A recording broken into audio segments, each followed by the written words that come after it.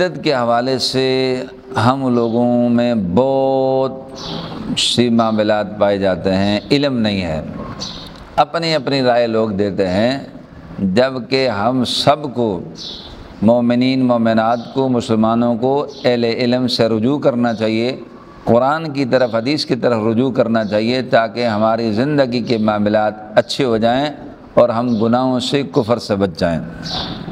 بسم اللہ الرحمن الرحیم۔ یا ایھا النبی اذا طلقتم النساء فطلقوہن لعدتہن واحصوا العدہ واتقوا اللہ ربکم لا تخرجوہن من بیوتہن ولا یخرجن الا ان یأتین بفاحشۃ مبینہ۔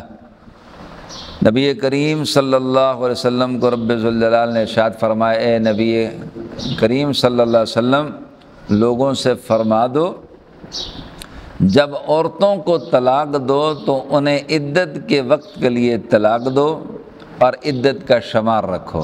لوگ کہتے ہیں عدت کوئی چیز ہی نہیں ہے، قرآن سے دوری ہے۔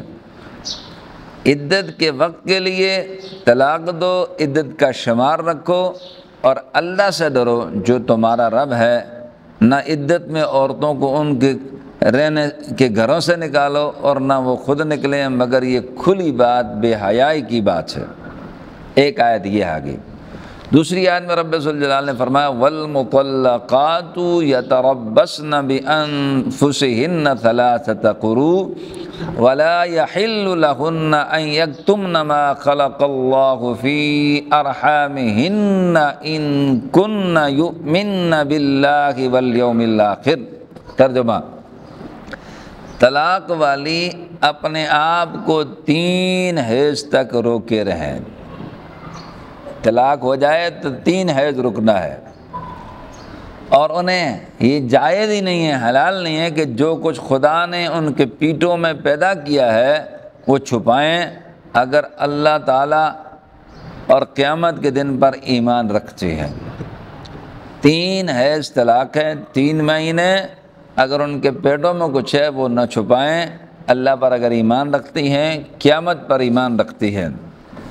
تیسری آیہ مقدسہ میں فرمایا واللائی یئسن من المحیض من نسائکم ان ارتبتم فعدتہن 3 اشہر واللائی لم یحضن وأولاۃ الأحمال اجلہن ان یضعن حملہن۔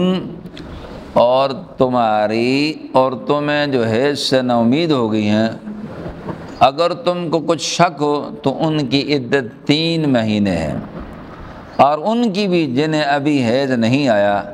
حمل والوں کی عدت یہ ہے کہ اپنا حمل جن لیں۔ سمجھ لیا آپ نے کہ عورتیں جو تمہاری ہیں اگر نا امید ہو چکے ہیں حیض سے تو ان کی عدت 3 مہینے ہے، اور ان کی بھی عدت 3 مہینے ہے جن نہیں آتا۔ حمل والوں کی عدت یہ ہے کہ اپنا حمل جننے، یعنی بچہ پیدا ہو جائے۔ یہ تیسری آیت آپ کے سامنے عدت کے حوالے سے میں نے پیش کی۔